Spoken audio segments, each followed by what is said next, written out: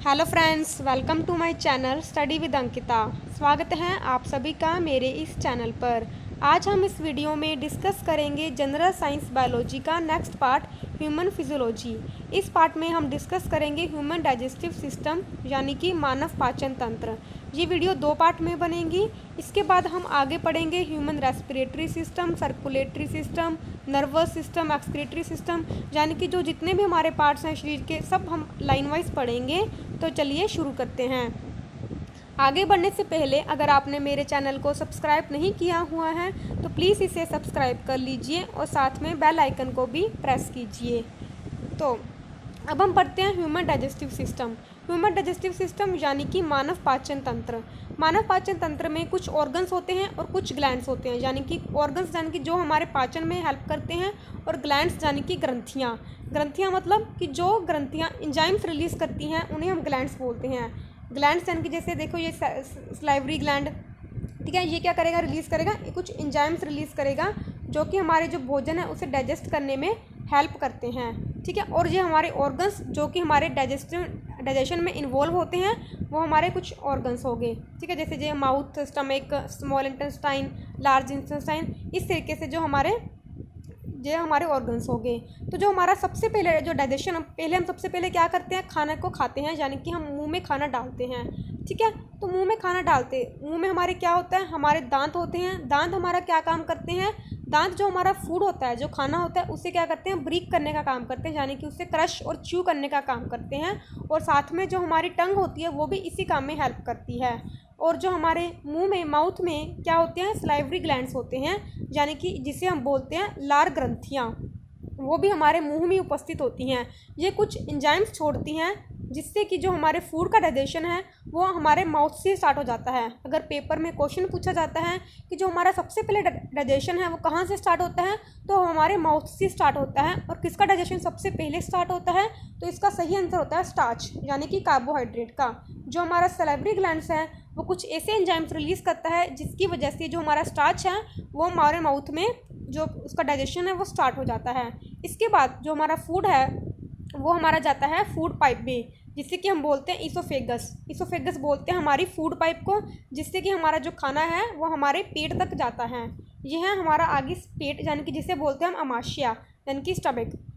अमाशय में क्या होता है कि हमारे अमाशय में क्या होगा, HCl एसिड होगा, यानी कि हाइड्रोक्लोरिक एसिड होगा।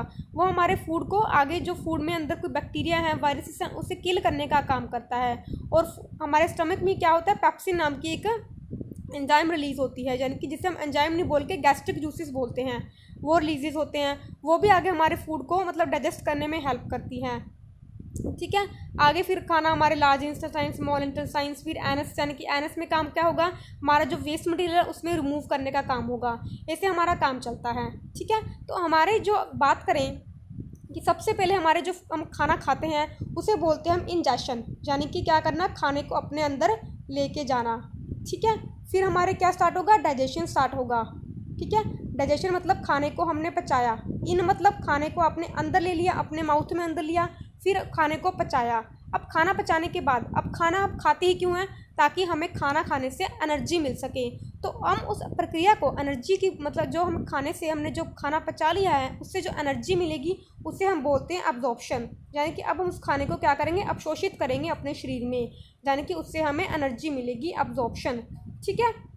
फिर अब खाना अब्जॉर्ब हो गया, हमने खाना खा भी लिया, डाइजेस्ट भी हो गया, अब्जॉर्प्शन भी हो गया। अब कुछ ना कुछ वेस्ट मटेरियल तो पैदा होगा ही। अगर कुछ भी काम करेंगे तो जो वेस्ट मटेरियल पैदा होगा उसे अब हम अपने शरीर से बाहर भी निकालेंगे, तो उसे बोलते हैं हम एक्सजेशन, यानी कि खाने को अब आपने बाहर निकाल दिया, उसे बोलेंगे एक्सजेशन। यानी कि जो हमारा पाचन तंत्र है वो चार तरीके से काम करेगा, चार पार्ट्स में काम करेगा। एक हो गया हमारा इंजेशन, डाइजेशन, अब्जॉर्प्शन और एक्सजेशन। इंजेशन में खाना अंदर लिया, इन लिया, फिर हमने खाने को पचाया, फिर खाने का हमने क्या किया, उसको अवशोषित किया, यानी कि उससे एनर्जी खाने से ली। और जो वेस्ट मटेरियल प्रोड्यूस हुआ खाना खाने के बाद, यानी कि पाचन करने के बाद, उसे हमने क्या कर दिया, अपने शरीर से बाहर निकाल दिया, उसे बोलेंगे हम एक्सजेशन। इतनी आपको समझ आ गई, ये मैं आपको जस्ट ब्रीफ में बता रही हूँ। अब हम जो इसके पार्ट्स हैं, यानी कि हमारे डाइजेशन सिस्टम के पार्ट्स हैं, उसे 1 बाय 1 करके पूरे डिटेल में पढ़ेंगे। तो चलिए आगे शुरू करते हैं।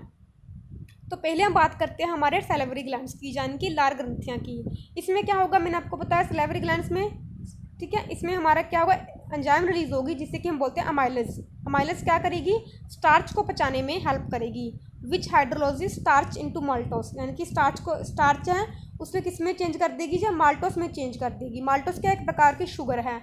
As a result saliva allows digestion to occur before the food reaches the stomach, यानी कि इससे क्या होगा, जो हमारा सलाइवा है यानी कि जो हमारी लार है वो हमारे भोजन को पेट से पहुंचने पहले ही हमारी जो डाइजेशन की प्रक्रिया है वो स्टार्ट हो जाती है। लार में एंजाइम अमाइलेज होता है जो माल्टोस में स्टार्च को कन्वर्ट करने का काम करता है। नतीजन भोजन के पेट में पहुंचने से पहले ही लार पाचन को होने देती है।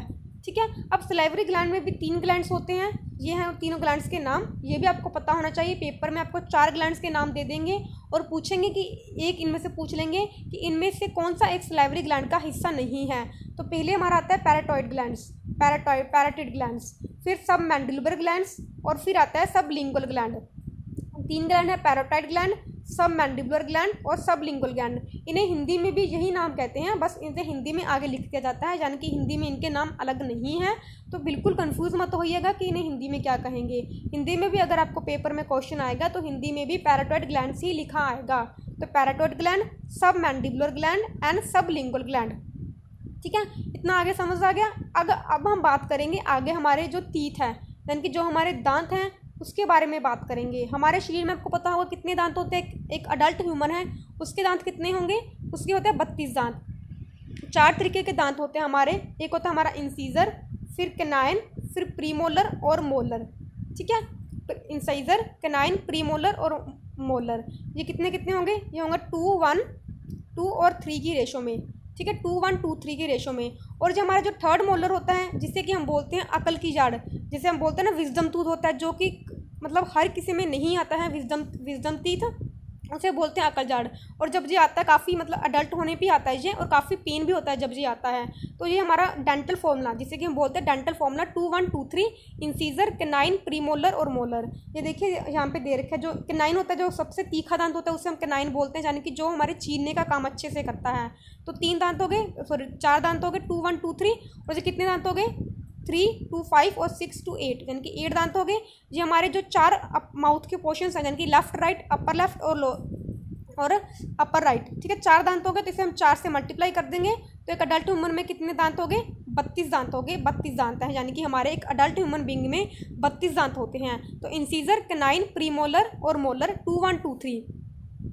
अगर हम इसमें बात करें, जो हमारा एक बच्चा होता है यानी कि छोटा बच्चा होता है, उसमें दांत कितने होते हैं, तो इसमें दांत उसका डेंटल फॉर्मूला होता है 2, 1, 0 और 2, यानी कि उसमें जो प्री मोलर होते हैं वो नहीं होते हैं, जो मोलर होते हैं वो सिर्फ 2 होते हैं। तो ये कितने हो गए, 2, 1, 3, 2, 5, यानी कि 5 दांत हो गए। तो 5 × 4 करेंगे तो कितना आ जाएगा हमारा 20 दांत, यानी कि एक छोटे बच्चे में जो दूध के दांत बोलते हैं उनमें कितने होते हैं, 20 दांत, और एक अडल्ट ह्यूमन बीइंग है तो उसमें कितने दांत हो गए, 32 दांत। ठीक है, ये हमारा अपर जा और ये हमारा लोअर जा होता है। ठीक है, अगर आप आगे बात करें टंग की, तो टंग क्या है, एक हमारा जो, अगर हम टंग की बात करेंगे, ठीक है, ये देखिए इसमें आपको दिखेगी टंग दिखेगी, तो ये है हमारी टंग। ठीक है, टंग क्या है, एक तरह का मस्कुलर ऑर्गन है, यानी कि इसमें कोई भी हड्डी नहीं होती है। ठीक है, बस टंग का सिर्फ हमारे जो टंग है हमारे गले से नहीं जुड़ी होती, जहाँ से ये जुड़ी हुई होती है। ठीक है, आगे बात करते हैं। आगे ये देखिए, ये हमारे टंग की आगे डायग्राम। ठीक है, टंग। ठीक है, आगे हम बात करेंगे जो हमारा ईसोफेगस होगी उसके बारे में बात करें। पहले हम ईसोफेगस को अच्छे से देखिए ये है हमारी ईसोफेगस, जिसे कि हम फूड पाइप बोलते हैं। जो हमारी फूड पाइप होती है इसी के साथ क्या अटैच होता है, हमारे जो विंड पाइप होती है साइड से, यही जिसे हम ट्रैकिया बोलते हैं। देखिए ये है हमारी जैसे फूड पाइप है, इसके साथ में क्या होगा, एक ट्रैकिया होगा, यानी कि जो हमारा जो जिससे जान की जो हवा लेते हैं, यानी कि हमारा जो रेस्पिरेटरी पाइप होती है जिससे हमारी हवा जाती है, वो भी बिल्कुल इसके साथ में ही होती है। और जहाँ से जो कॉमन पैसेज होता है, यानी कि यहाँ से जो कॉमन पैसेज है उससे हम बोलते हैं फेरनेक्स। ठीक है, और पेपर में जो क्वेश्चन पूछा भी जाता है कि जो ईसोफेगस और जो हमारी विंड पाइप है, जो हमारी फूड पाइप और विंड पाइप के बीच में कॉमन पैसेज क्या होता है, तो वो होता है फेरनेक्स। ठीक है, और तभी बोलते हैं कि जब हम खाना खाते हैं तब बोलना नहीं चाहिए, क्योंकि क्या होगा कि जो ये ढक्कन होता है जहाँ पे कुछ ढक्कन सा लगा होता है, जब हम खाना खाएंगे और खाना खाते समय बोलेंगे तो जो हमारा खाना फूड पाइप में जाना चाहिए था वो गलती से हमारा विंड पाइप में, यानी कि ट्रैकिया में भी जा सकता है। इसलिए खाना खाते वक्त कभी भी नहीं बोलना चाहिए। ठीक है। आगे बात करते हैं ईसोफेगस, जिसे कि हम ईसोफेगस आगे स्पेलिंग ईसोफेगस भी लिख सकते हैं। ये क्या होती है, एक स्ट्रेट मस्कुलर ट्यूब होती है through which food passes from the pharynx to stomach, यानी कि जहाँ पे जो हमारा खाना है वो कहाँ पे जाएगा, जो फेरनेक्स है वो हमारे स्टमक तक खाना को लेके जाएगा। द ईसोफेगस कैन कंट्रैक्ट और expand to allow for the passage of food, यानी कि जो हमारी ईसोफेगस है जैसे लंबी है, जिसे हम खाना डालेंगे तो ये क्या करेगी, अपने आप को कंट्रैक्ट करेगी या फिर अब अपने आप को एक्सपेंड करेगी खाना खाने के लिए, ताकि हमारा खाना अच्छे से क्या चले, हमारे पेट के अंदर चला जाए। इसीलिए बोलते हैं कि जो खाना होता है हमेशा चबा चबा के खाना चाहिए, ताकि उसे डाइजेस्ट करने में हेल्प मिले और जो हमारा खाना फूड पाइप में जा रहा है वो आसानी से चला जाए, यानी कि हमारी ईसोफेगस को ज़्यादा एक्सपेंड ना करना पड़े। इसीलिए खाने को अच्छे से चबा के, यानी कि छोटी छोटी बाइट्स में खाना चाहिए। ठीक है। एसोफेगस यह भी अन्न प्रणाली है। ठीक है। अप्रेशर सीधे पेशी ट्यूब जिसके माध्यम से भोजन ग्रसनी से पेट तक पहुंचता है।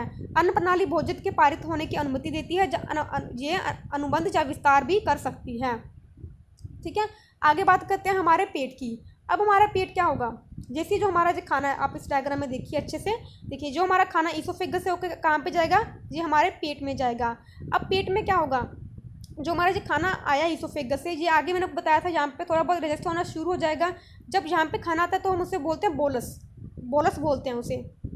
ठीक है। आगे आपको पढ़ाती हूँ, देखिए उसे हम बोलते हैं बोलस। बोलस क्या होगा, एक तरह का ये small round mass of chewed food, यानी कि जो हमने फूड को खाया है, यानी कि चबा के जो हमारे मुंह से उसे आया है, उसे जब हमारे पेट में आएगा तब बोलेंगे हम उसे बोलस बोलेंगे। वो हमारे कहाँ से आएगा, हमारे ईसोफेगस से आएगा। ईसोफेगस से आने के बाद यहाँ पे अब मतलब हमारे पेट में क्या होगा, कुछ एंजाइम्स रिलीज होंगी, प्रोटीन डाइजेस्टिंग एंजाइम्स रिलीज होंगी जिसे प्रोटीजेस बोलते हैं, जैसे कि पैप्सिन। ये हमारी क्या हेल्प करेंगी, जो हमारा प्रोटीन है पेट में, यानी कि क्या पचने का काम करेगा, प्रोटीन पचने का काम करता है। एक तो ये क्या करेगा हमारा पेट, एक तो जो एंजाइम्स है पैप्सिन वो रिलीज़ करेगा, और एक रिलीज़ किया जाएगा हाइड्रोक्लोरिक एसिड, यानी कि HCl एसिड क्या करेगा। HCl एसिड का काम क्या है, वो क्या करेगा, जो हमारे फूड के साथ जो बैक्टीरिया आ गए हैं, ठीक है, उसे किल करने का काम करता है। और इसका जो एसिड होता है, यानी कि इसका जो pH वैल्यू होती है वो होती है 2 तक, यानी कि जो हमारे जो फूड है उसे क्या करता है, 2 तक एसिडिक बना देता है। For the proteases to work, यानी कि जो हमारी पैप्सिन है उसे जो काम करने के लिए pH चाहिए वो चाहिए होता है 2, तो ये जो हमारे खाने को 2 तक pH तक ले आता है, जिससे कि जो हमारी पैप्सिन है वो अपना काम कर सकती है। Food is churned by the stomach through muscular contractions of the wall called peristalsis, यानी कि जो फूड में क्या होता है, एक तरह की आपने अगर देखिए, आप खाना नहीं खाते काफ़ी टाइम तक, तो हमें लगता है ना कि पेट में चूहे दौड़ने लग जाते हैं, हम ऐसे बोलते हैं। तो जो वो मूवमेंट होती है हमारे पेट में, यानी कि जो पेट की वॉल होती है वो क्या करती है, अपने आप को कंट्रैक्ट और एक्सपेंड करती है, यानी कि वो वॉल सिकुड़ती है और ठीक है एक्सपेंड होती है, उसे बोलते हैं पेरिस्टाल्सिस मूवमेंट। ठीक है। ये मूवमेंट का नाम ही है जो हमारे पेट से रिलेटेड होता है। तो जो फूड है जब खाना खाते हैं, जब पचता है, तो इस तरीके की मूवमेंट होती है। Reducing the volume of the bolus, इससे क्या हो जाता है, जो हमारा खाना खाया था उसका जो वॉल्यूम होता है, यानी कि वो फूड कम होने लगता है।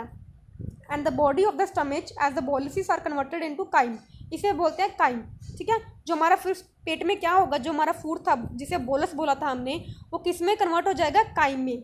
काइम क्या होगा, जो पार्शियली डाइजेस्टेड फूड है, जैसे कि जो बोलस आया था वो तो क्या था, एक तरह का हमने च्यूड फूड किया था, यानी कि जो हमने मुंह से निकल के हमारे जो अंदर आया था पेट में वो फूड था। इसके बाद जो पेट ने क्या किया, HCl एसिड रिलीज़ किया, पैप्सिन एंजाइम रिलीज़ की, और फूड को किस में चेंज कर दिया, काइम में। काइम यानी कि पार्शियली डाइजेस्टेड फूड है। पेट में क्या हुआ, प्रोटीन का जो प्रोटीन थे उसका डाइजेशन स्टार्ट हुआ पेट में। ठीक है। फिर अब काइम कहाँ पे जाएगा आगे, जो हमारी स्मॉल इंटेस्टाइन है उसमें जो ड्यूडेनम का हिस्सा होता है, स्मॉल इंटेस्टाइन में आगे 3 हिस्से होते हैं, ड्यूडेनम, इलियम और जेलियम, ये हम आगे के लेक्चर में पढ़ेंगे। तो वहाँ से जो आएगा फिर स्मॉल इंटेस्टाइन में जाके क्या होता है, जो हमारे आगे के जो फूड का न्यूट्रिशंस हैं उसका एक्सट्रैक्शन स्टार्ट होता है, यानी कि जो हमारी आगे की जो प्रक्रिया होगी वो किस में जाके ख़त्म होगी, वो हमारी ख़त्म होगी स्मॉल इंटेस्टाइन में। ठीक है। आगे का जो स्मॉल इंटेस्टाइन का लेक्चर का जो पार्ट है वो हम नेक्स्ट वीडियो में पढ़ेंगे। इसकी जो हिंदी ट्रांसलेशन है वो भी लिखी हुई है। मानव पाचन तंत्र में एक बोलस, भोजन को चबाने का एक छोटा गोला द्रव्यमान पेट में घुटकी के माध्यम से प्रवेश करता है। पेट ये प्रोटीन डाइजेस्टिंग एंजाइम जैसे पैप्सिन और हाइड्रोक्लोरिक एसिड को रिलीज करता है, जो बैक्टीरिया को मारता है या रोकता है, और प्रोटीज को काम करने के लिए 2 का अम्लीय pH यानी कि एसिडिक pH प्रदान करता है। भोजन पेट द्वारा प्रोटीजिस नामक दीवार की पेशी संकुचन के माध्यम से मंथन किया जाता है, बोल्ट की मात्रा को कम करता है और पेट के शरीर में को काइम में परिवर्तित करता है। आंशिक रूप से पचा हुआ भोजन, काइम धीरे धीरे छोटी आंत के ग्रहणी में गुजरता है, जहाँ पोषक तत्वों का निष्कर्षण शुरू होता है। तो आगे आपको इसका समझ लग गया होगा, ठीक है। तो अगले लेक्चर में हम पढ़ेंगे स्मॉल इंटेस्टाइन यानी कि लार्ज इंटेस्टाइन के बारे में, वहाँ पे कौन कौन से जो रिलीजेस होते हैं। तो आशा करती हूँ आपको ये लेक्चर पसंद आया होगा। अगर आपको इसकी PDF चाहिए तो you can join me on Telegram. This is my channel study with Ankita. Thank you.